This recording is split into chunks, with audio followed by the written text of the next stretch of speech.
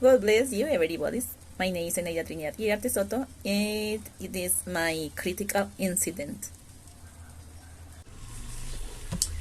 One incident that I remember very well occurred in one of my past practice, although it was not something very complex, but rather simple.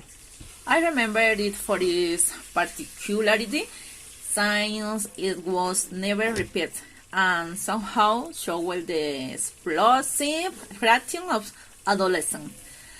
It was a quiet moment in class. The teacher was sitting at her desk. The students were writing, and I was at the back of the room taking note of the course of the class for the field diaries and the report of the formats. The classroom door was open and a group of boys were passing by. Suddenly, one of them came out of the classroom and shouted rude words in English. Obviously, he did it when he realized that the teacher was from this area. The young man was a teenager from older grade, 10 or 11th. I don't remember very well. And the class we were in was 9th grade.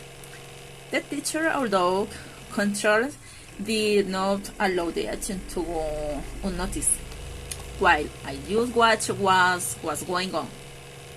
The teacher came out and met with the young man.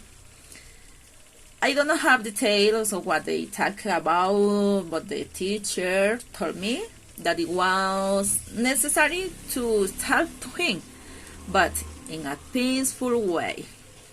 First, because they cannot be allowed to disrespectful actions they do without any discipline, and second, dialogue is a good way to approach, and they do not have a reaction that can make things worse.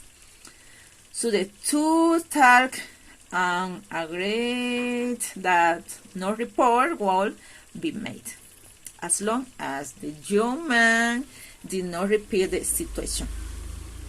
In part, I do understand that this situation occurred because of the energy in the adolescents who look for ways to do risky things.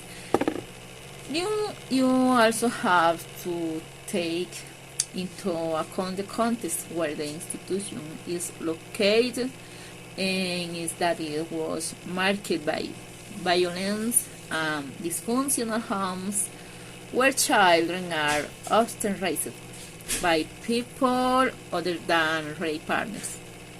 I think that all this should be taken into account by the teacher when making a judgment toward a student's science.